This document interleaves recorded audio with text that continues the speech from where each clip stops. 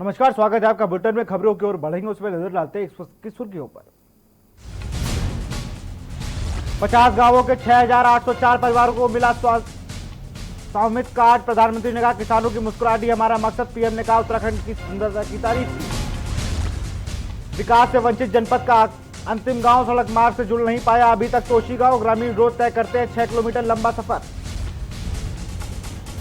चौरासी खाम बुग्याल केदारनाथ पैदल ट्रैक रवाना। ट्रैकिंग के हुए दल पहुंचेगा केदारनाथ। आपदा के समय पैदल ट्रैक ने बचाई थी हजारों की जान। अनलॉक 5 में रोजाना हजारों पर्यटक पहुंच रहे। उत्तराखंड सैलानियों के आगमन से बड़ी रौनक। पर्यटकों की भीड़ देख कारोबारी हुए खुश। पर्यटकों से गुलजार सरोवर नगरी नैनीताल नैनी झील में नौकायान के लिए तैयार। नौकाएं नावों को सजाने का संवरने का जुटे नौकायान। उत्तराखंड में संक्रमितों का आंकड़ा 55,000 के पार। बीते 24 घंटे में 526 संक्रमित मरीज मिले और 13 मरीजों की ही मौत। आप देख रहे हैं के न्यूज, खबरों का सारथी। खबर उधम सिंह नगर से है। जनपद सितारगंज में विधायक सौरभ बहुगुणा के आवास पर पहुंचे सैकड़ों गांव के लोग, जिन्होंने थामा भाजपा का दामन।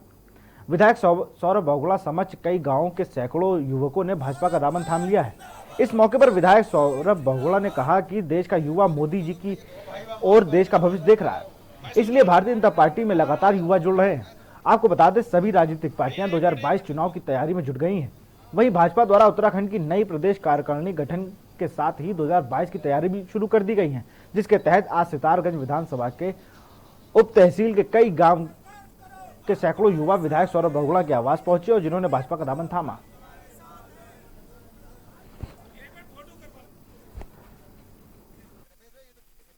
भाई, यूनुस भाई, फैजल भाई, उनकी सारी टीम का बहुत बहुत धन्यवाद करूंगा कि आज लगभग 100 लोगों ने आज भारतीय जनता पार्टी का दामन थामा है। हमारे मंडल अध्यक्ष विजय सलूजा जी की अध्यक्षता में उन्होंने अपनी आस्था भारतीय जनता पार्टी, अपने विधायक सौरभ बहुगुणा और हमारे मंडल के अध्यक्ष से जताई है। मैं उन सबका धन्यवाद करना चाहता हूँ। लगभग 8 से 10 गाँव के लोगों ने, लड़कों ने, आज युवाओं ने आज हमारा हाथ थामा है और कहीं ना कहीं हमको इससे बहुत ज़्यादा शक्ति मिलेगी पार्टी को और मुझको।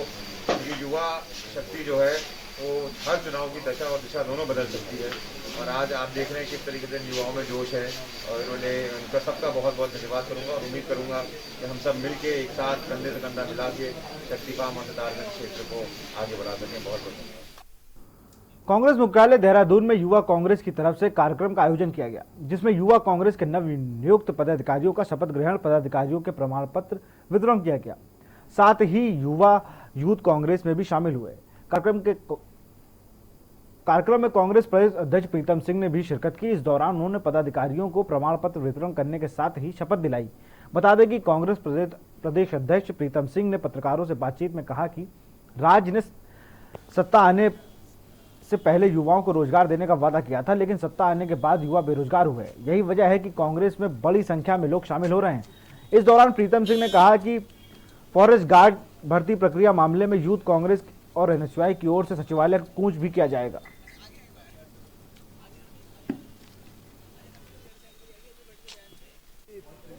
जिस तरीके से डबल इंजन की सरकार ने नौजवान साथियों को छलने का काम किया है, हमारे साथियों में आक्रोश है और निश्चित रूप से बड़ी संख्या में नौजवान साथी जो है कांग्रेस के साथ लाभबद्ध होने का काम कर रहे हैं और इसी लिए जो है कल हमारे यूथ कांग्रेस के साथियों ने और एनएसयूआई के हमारे साथियों ने जो है सचिवालय कूच करने का निर्णय लिया है कि फॉरेस्ट गार्ड भर्ती में जो अनियमितताएं हुई, जो भ्रष्टाचार हुआ है, उसके विरोध में जो है यहाँ से कूच करेंगे। तो हम नौजवान साथियों की लड़ाई लड़ने का काम कर रहे हैं। राजधानी देहरादून में कांग्रेस हाउस टैक्स में बढ़ोतरी को लेकर नगर निगम में विरोध प्रदर्शन नगर आयुक्त को ज्ञापन सौंपा। इस दौरान कांग्रेस महानगर अध्यक्ष लालचंद शर्मा सहित कई कार्यकर्ता मौजूद रहे। वहीं मीडिया से बातचीत में लालचंद शर्मा ने बताया कि बोर्ड बैठक में हाउस टैक्स में बढ़ोतरी न करने का फैसला हुआ था, बावजूद इसके हाउस टैक्स में बढ़ोतरी की गई। वहीं कांग्रेस ने ट्रैक्टर घोटाले की रिपोर्ट को लेकर सार्वजनिक करने की मांग की है।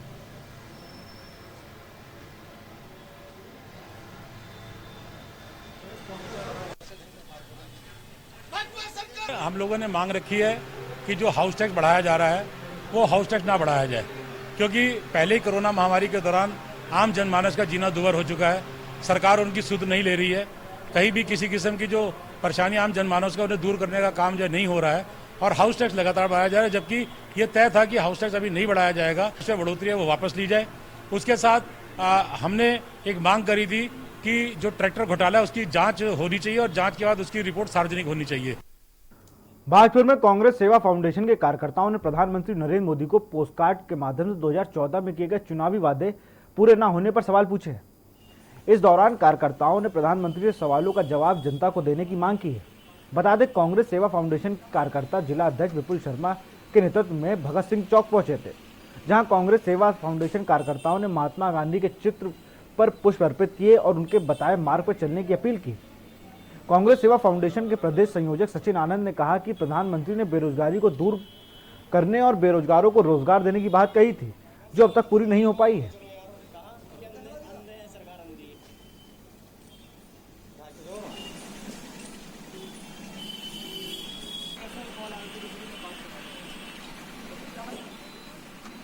समस्या बेरोजगारी और हमारे देश में सबसे जो बड़ी है समस्या बेरोजगारी की है। यहाँ पे शिक्षित लोग वर्ग पाने के बावजूद भी लोग यहाँ पे बेरोजगार घूम रहे हैं, जिस कारण हम प्रधानमंत्री से ये पूछना चाहते हैं 2014 के चुनावों के दौरान जो आपने जुमले जो जनता को दिए, क्या वह कभी पूरे हो भी पाएंगे? तो जो हमारा ये कार्यक्रम हुआ है उसका मेन मुद्दा है सर, 2014 के चुनावी घोषणा पत्र में माननीय प्रधानमंत्री महोदय ने घोषणाएं की थी, वो कोई भी घोषणा अभी तक पूरी नहीं हुई। उन्होंने कहा था प्रतिवर्ष 2 करोड़ बेरोजगारों को रोजगार दिया जाएगा, परंतु अभी तक अभी भी बेरोजगारी है। महंगाई कम होगी, महंगाई और बढ़ गई है। भ्रष्टाचार खत्म होगा, लेकिन भ्रष्टाचार की तो सीमाएं सारी लांघ चुके हैं। वही उस मुद्दे पे लेके आज हमने पोस्टकार्ड अभियान किया है, लेकिन माननीय प्रधानमंत्री महोदय जी को अपना यहाँ की जनता जो है जन की बात के थ्रू अपना एक एक सवाल रखेगी, क्या महंगाई पूरे खत्म हुई या भ्रष्टाचार खत्म हुआ, उस मुद्दे को लेकर हमने वो कार्यक्रम किया है। खबर सीमांत खाटिमा से, जहां कृषि उत्पादन मंडी समिति में धान क्रय को लेकर किसानों ने शासन प्रशासन के खिलाफ जमकर नारेबाजी की। वहीं प्रदर्शन के नेतृत्व कर रहे किसान यूनियन के अध्यक्ष ने बताया कि कच्चे आढ़तियों व मिलर्स के बीच किसानों को लेकर बैठक की जा चुकी है, लेकिन धान खरीद को लेकर लगातार किसानों का शोषण किया जा रहा है, जो बिल्कुल भी बर्दाश्त नहीं किया जाएगा। किसानों ने चेतावनी देते हुए कहा कि आने वाले 2 दिनों में किसानों की समस्या का निस्तारण नहीं हुआ वो सड़कों पर उतरकर चक्का जाम करेंगे, जिसकी जिम्मेदारी शासन प्रशासन की होगी। वहीं मामले में मंडी सचिव ने बताया कि उच्च स्तरीय किसानों की समस्या को लेकर जिले में जिलाधिकारी द्वारा बैठक की जानी है। जल्द ही समस्या का समाधान किया जाएगा।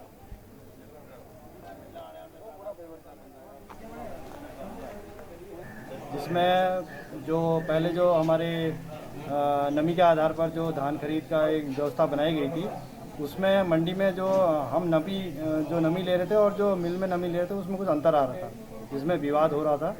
तो उसी के संबंध में जो है बार बार इसमें व्यवधान आ रहा था, तो उसमें समझौता करवाया गया है। अभी कल एक मीटिंग जिलाधिकारी महोदया ने भी रखी है, तो उसके बाद जैसे भी निर्देश होंगे आज और कल के लिए वही व्यवस्था रखी गई है। अग्रिम जो व्यवस्थाएं होंगी उस मीटिंग के तहत ये तय हुआ है कि आगामी जो भी नई व्यवस्थाएं होंगी उस मीटिंग में जो भी हमें निर्देश दिए जाएंगे उसके क्रम में आगे खरीद की जाएगी। नैनीताल स्थित मल्लीताल में आदत सम्मुख सड़क में अवैध रूप से बेची जा रही सब्जी और आढ़त के सम्मुख सड़क पे अवैध रूप फल लगवाकर आढ़तियों द्वारा फुटकर व्यवसायियों से अवैध वसूली की जा रही है, जिसकी शिकायत पर जिला प्रशासन, नगर पालिका और पुलिस प्रशासन ने संयुक्त टीम ने मल्लीताल सब्जी मंडी पहुंचकर आढ़तियों के साथ वार्ता करते हुए उन्हें निर्देशित किया कि जिन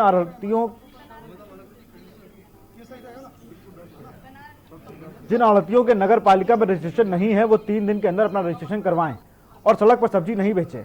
वहीं तहसीलदार भगवान सिंह चौहान ने बताया कि नगर पालिका द्वारा सभी आढ़तियों को नोटिस जारी कर 3 दिन के अंदर अपना रजिस्ट्रेशन करवाने के लिए कहा गया है।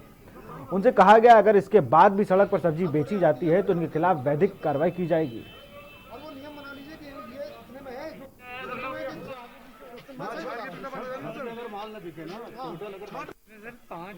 आज हम यहाँ पे पहुँचे हैं सब्जी मंडी की भीड़ की अधिकता को देखते हुए, और शिकायत आ रही थी कि जो आड़ती लोग हैं वो सड़क पे अपनी सब्जी बेच रहे हैं, और यहाँ पे जितने आड़ती रजिस्टर्ड हैं और फुटकर वाले भी रजिस्टर्ड हैं, इससे ज़्यादा लोग बाग यहाँ पर जो है कहना चाहिए अपना दुकान लगा के सब्जी बेच रहे हैं और ये भी शिकायत सुनने में मिली है कि 2.5 किलो से कम सामान नहीं दिया जा रहा है।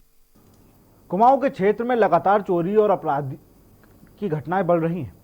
वहीं इन घटनाओं को रोकने के लिए नैनीताल में पुलिस महानिरीक्षक अजय रौतेला ने कुमाऊं के एसएसपी और पुलिस अधिकारियों के साथ बैठक ली। इस दौरान अजय रौतेला ने क्षेत्र में बढ़ रही घटनाओं को रोकने के लिए निर्देश देने के साथ ही वांछित और फरार चल रहे अपराधियों को धरपकड़ तेज करने और लंबे समय से चल रहे मामलों को निस्तारित करने का आदेश दिया है। बैठक के दौरान अजय रौतेला ने पुलिस अधिकारियों को आदेश दिया है कि दुष्कर्म मामलों को 60 दिन के अंदर निस्तारित किया जाए। वहीं जनपद चंपावत में नशे के खिलाफ चलाए जा रहे अभियान में अभियुक्त से 112 किलो चरस पकड़ने पर पुलिस महानिरीक्षक अजय रौतेला द्वारा मनोज बैरी को 1000 रुपए का नगद प्रशस्ति पत्र देकर सम्मानित किया गया।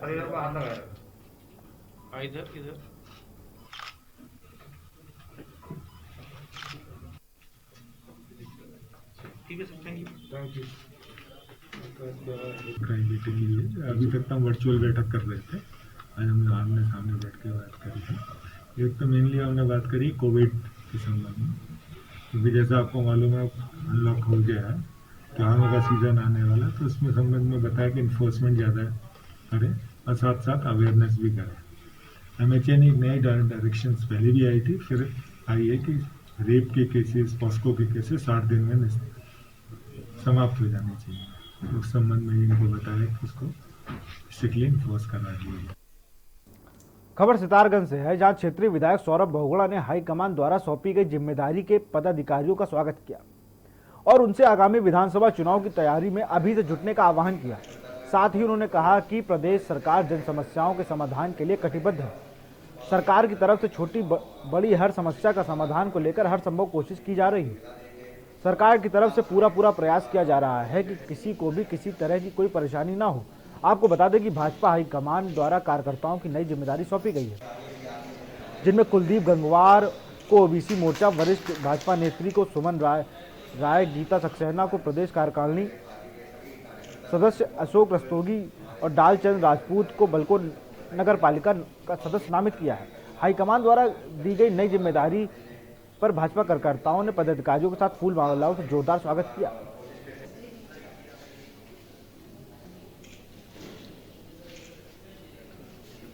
भारतीय जनता पार्टी ने अपना विश्वास प्रकट किया है। जनता पार्टी के बहुत पुराने सदस्य हैं, पार्टी को खड़ा करने में उन्होंने बहुत योगदान किया है और उम्मीद यही करूँगा कि इस पद की गरिमा को देखते हुए ये लोग अपना पार्टी में आगे भी अपना समय देते रहेंगे, पार्टी को आगे बढ़ाने में अपना काम करेंगे और 2022 के चुनाव में पार्टी को पद दिलाने में अपना पूरा योगदान। रुद्रप्रयाग जिले का अंतिम गांव तोशी आजादी के बाद से अब तक सड़क मार्ग से नहीं जुड़ पाया है। ग्रामीणों का आज भी 6 किलोमीटर पैदल सफर तय करना पड़ता है। खासकर बीमार व्यक्तियों को चिकित्सालय पहुंचाने में मरीजों को भारी समस्याओं का सामना करना पड़ता है। वहीं जनप्रतिनिधि सिर्फ चुनाव में के दौरान वोट मांगने के लिए गांव आते हैं, लेकिन इसके बाद गांव की कोई सुध नहीं लेता। बता दें कि जिले के अंतिम गांव शिव पार्वती विवाह स्थल त्रियुगी नारायण के 6 किलोमीटर दूर बसा हुआ है। त्रियुगी नारायण से गांव जाने के लिए 6 किलोमीटर का कठिन पैदल सफर तय करना पड़ता है। गांव में आज भी 50 से अधिक परिवार निवास करते हैं, लेकिन सड़क मार्ग न होने पर कारण ग्रामीणों को कई प्रकार की समस्याओं का सामना करना पड़ता है।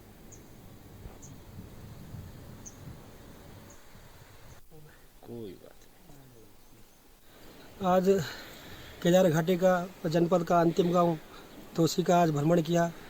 यहाँ प्रकृति का अच्छा आनंद और बहुत ही अच्छी सुंदर जगह है, परंतु हमारे लिए सुंदर जगह है क्योंकि हम कभी कभार आएंगे, पर जो यहाँ के निवासी हैं, जो यहाँ के लोग हैं, वो लगभग 5 या 6 किलोमीटर सड़क से दूर है।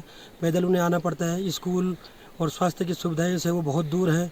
इन क्षेत्र की जनता की यही परेशानी है कि यहाँ पे जल्द से जल्द रोड आए और स्वास्थ्य में सुधार हो, शिक्षा में सुधार हो।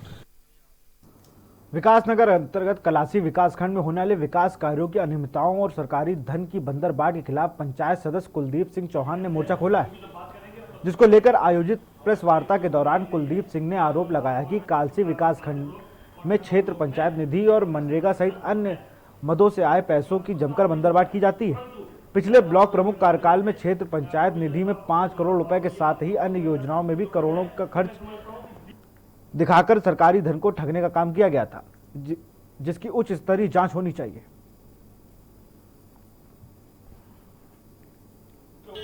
भाई साहब, जिस प्रकार से ब्लॉक के अंदर अनियमितता और भ्रष्टाचार चल रहा है वो अपने एक प्रकार चरम सीमा पर है और आए दिन आज ही नहीं गत वर्ष जो अवधारणा बनी हुई है, जो एक र्यूमर फैल गया है कि भाई ब्लॉक के अंदर किसी प्रकार कोई बजट जनहित के लिए नहीं आता है, तो ये प्रकार से गलत है। बहुत पैसा करीबन यदि मनरेगा की योजना जोड़ा जाए तो करोड़ों रुपया 20 करोड़ रुपया साल में जो है ब्लॉकों में जनहित के लिए आते हैं, परंतु पता ये नहीं चलता है कि आसमान उसको खाती है या जमीन को निकल लेती है। नैनीताल के गर्म पानी के दूर दराज इलाके ग्रामीणों को सामुदायिक स्वास्थ्य केंद्र में सुविधा के अभाव से समय पर इलाज न मिलने से परेशानियों का सामना करना पड़ रहा है। ग्रामीणों का आरोप है कि स्वास्थ्य केंद्र में उन्हें अल्ट्रासाउंड तक की सुविधा नहीं मिल पा रही है। यहां तक कि गर्भवती महिलाओं की डिलीवरी के लिए उन्हें दूसरे अस्पताल रेफर कर दिया जाता है।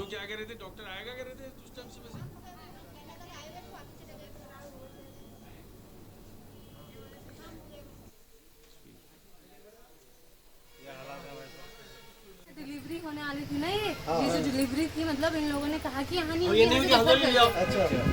मतलब बिना ऑपरेशन की नहीं होगी, यहाँ से रेफर कर दिया। और वो जो ऊपर फिर यहाँ से हम मैडम के पास ले गए, मनोहरी जो मैडम है, परिहार मैडम हो, तो उन्होंने नॉर्मल डिलीवरी करा दी सिर्फ आधे घंटे में।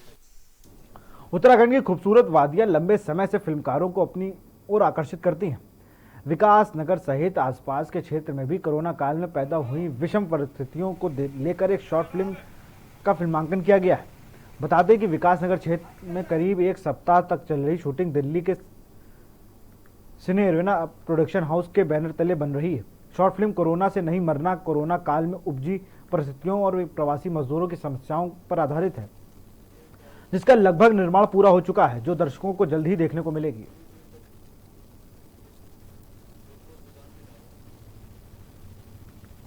आज तो हम लोग एक वीडियो एल्बम की शूटिंग कर रहे हैं, क्योंकि हम वैराइटीज़ ऑफ प्रोडक्ट्स बनाने की कोशिश कर रहे हैं। तो कल कुछ डिफरेंट सब्जेक्ट था, आज डिफरेंट सब्जेक्ट है। कोरोना के दौरान बहुत सारी प्रॉब्लम्स आई हैं और उसके लिए हमें समाज में जागरूकता की बहुत ज़रूरत है। ये ठीक है कि कोई भी प्रॉब्लम आती है तो सब चीज़ सरकार के ऊपर डाल दिया जाता है और उसमें हमें अपनी जागरूकता की ज़रूरत है। सब लोगों को पता है कि उत्तराखंड के जो यहाँ का वेदर है बहुत अच्छे है, बहुत स्पेशल है। मुझे बहुत अच्छा लगता है, यहाँ बहुत कूल मौसम है। तो हाँ, यहाँ बिल्कुल पोल्यूशन फ्री है। जैसे हम दिल्ली या बॉम्बे में रहती हूँ तो उस टाइम पे बहुत ज़्यादा पोल्यूटेड होते हैं, बट यहाँ के मुझे बहुत फ्रेश फील हो रहा है। यस, यहाँ पे हमारे 2 प्रोजेक्ट के लिए हम आए थे। एक था शॉर्ट फिल्म, नाम है कोरोना से नहीं मरा, और नेक्स्ट प्रोजेक्ट है, ये एक सॉन्ग है, तो बहुत स्पेशल है, ये मॉडर्न टाइप का है। यहाँ रुकते एक छोटे से ब्रेक के लिए, जल्द हाजिर होंगे।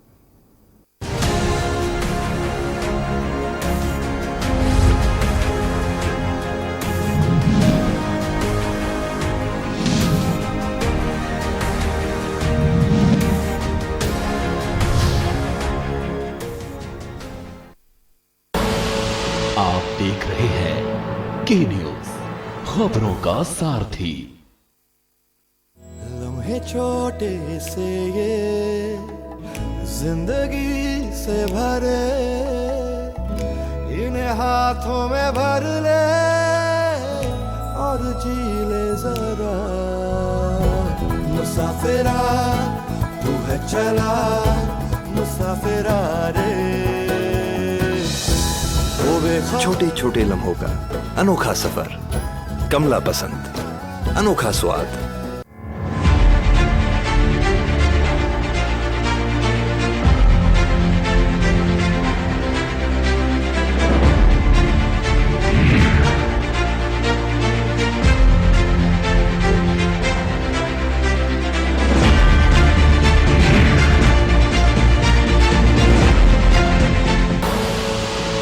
देख रहे हैं के न्यूज, खबरों का सारथी।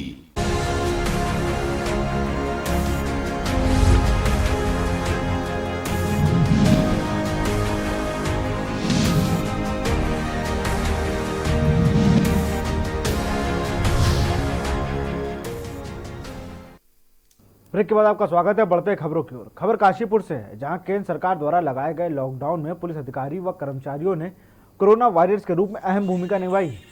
यही कारण है कि पुलिसकर्मी लगातार अपने फर्ज के आगे अपने परिवार को सुख दुख को भूलकर वायरस की चेन को तोड़ने में अहम योगदान दे रहे थे, जिसमें दर्जनों पुलिसकर्मी भी कोरोना वायरस का शिकार हो गए। वहीं पुलिसकर्मियों का स्वास्थ्य का ख्याल रखने के लिए समाज सेवी और निजी हॉस्पिटल संचालक मुकेश चावला ने एक पहल की शुरुआत की है, जिसके तहत पुलिसकर्मियों के स्वास्थ्य की चिंता व्यक्त करते हुए निःशुल्क जांच की है। बता दें कि कोरोना वायरस को हराने को लेकर इस कड़ी को तोड़ना पुलिस विभाग में अहम भूमिका निभाई है। वहीं पुलिस विभाग के अधिकारियों और कर्मचारियों के स्वास्थ्य की चिंता व्यक्त करते हुए निजी अस्पताल के संचालक मुकेश चावला ने निःशुल्क जांच शिविर लगाया, जिसमें अस्पताल प्रबंधन द्वारा पुलिस कर्मियों की निःशुल्क जांच की जा रही है।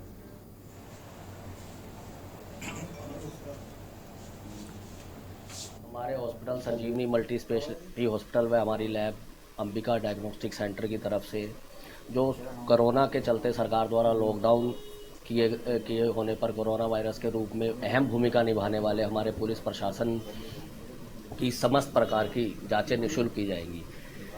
उनको यहाँ बुलाया आएंगे वो, और जो हमारे डॉक्टर प्रिस्क्राइब करेंगे उसमें चेस्ट एक्सरे है, सिटी स्कैन है, चेस्ट का लीवर की जांच है, किडनी की जांच है, जिसको जो भी दिक्कत होगी उसकी हर तरह की जांच निःशुल्क करी जाएगी। उधम सिंह नगर के खाटिमा क्षेत्र में मिट्टी खनन माफियाओं के हौसले बुलंद होते जा रहे हैं। यूपी सीमा से लगे सहस्त्र मील चौक की क्षेत्र में मेहरबान नगर गांव के पास देवहा नदी के किनारे अवैध रूप से मिट्टी का खनन का कार्य तेजी से चल रहा है। यहां तक कि खनन माफियाओं को पुलिस प्रशासन का भय तक नहीं है। रात के अंधेरे में मेहरबान नगर के पास देवहा नदी किनारे अवैध रूप से मिट्टी का खनन धंधा जोरों पर है। वही अवैध मिट्टी खनन के मामले में चौकी प्रभारी देवेंद्र सिंह राजपूत का कहना है कि ग्रामीणों द्वारा अवैध खनन की सूचना देने पर पुलिस मौके पर पहुंचती है, लेकिन उससे पहले ही मिट्टी खनन माफिया भाग जाते हैं।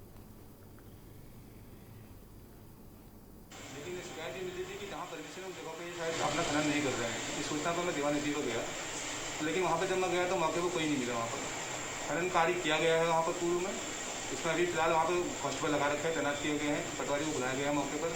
मौका बयान करने के बाद ही अगली कार्रवाई की जाएगी। नगर पंचायत बेरीनाग में भट्टी गांव वार्ड में देर रात को पिंजरे में एक गुलदार फंस गया। 6 दिन पहले भट्टी गांव में गुलदार ने एक 7 साल की बच्ची को अपना निवाला बना दिया था। आपको बता दें कि वन विभाग ने गुलदार आदमखोर को घोषित करने के बाद 2 पिंजरे लगा दिए थे और 24 घंटे वन कर्मियों द्वारा गांव में ड्यूटी दी जा रही थी। वहीं गुलदार पिंजरे में फंसने के बाद वन विभागों के लोगों ने राहत की सांस ली। गुलदार को देखने के लिए सैकड़ों की संख्या में लोग पहुंचे। वहीं ग्रामीणों ने बताया कि गांव में कई गुलदार दिखाई दे रहे हैं। इस गुलदार को पकड़े जाने के बाद भी ग्रामीणों में भय कम नहीं हुआ है। वन विभाग के अधिकारियों ने बताया कि अभी गाँव में लगातार ड्यूटी दी जाएगी और पकड़े गए गुलदार का मेडिकल कराने के बाद ही आदमखोर होने की पुष्टि की जाएगी। लोगों से अभी शाम के समय बाहर निकलने के लिए और बच्चों को घरों से बाहर ना छोड़ने की अपील की गई है।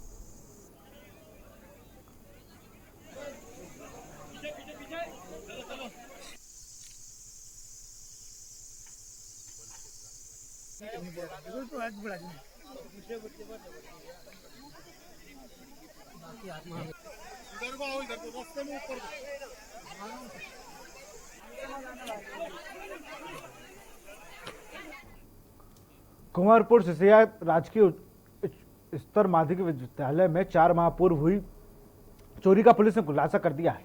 पुलिस ने मामले में 4 चोरों को गिरफ्तार किया। उनके कब्जे से टैंक, पंखे आदि बरामद किए गए हैं। कोतवाली पुलिस के अनुसार राजकीय उच्च स्तर माध्यमिक विद्यालय कुंवरपुर सिसिया प्रधान दिग्विजय सिंह यादव ने 8 जून को प्राथमिक FIR दर्ज कराई थी, जिसमें चोरों द्वारा मोबाइल, पानी व टैंक व पंखे चोरी करने की बात कही गई थी। तब से पुलिस ने चोरों को गिरफ्तार करने का प्रयास जारी था।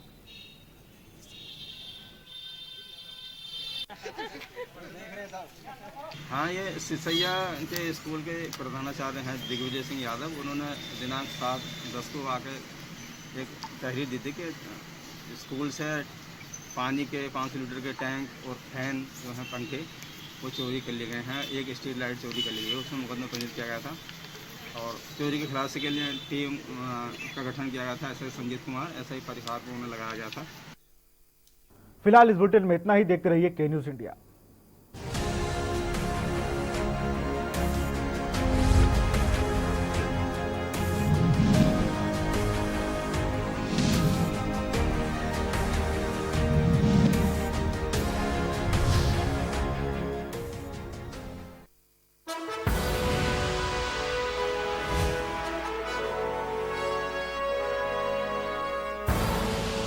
आप देख रहे हैं के न्यूज, खबरों का सारथी।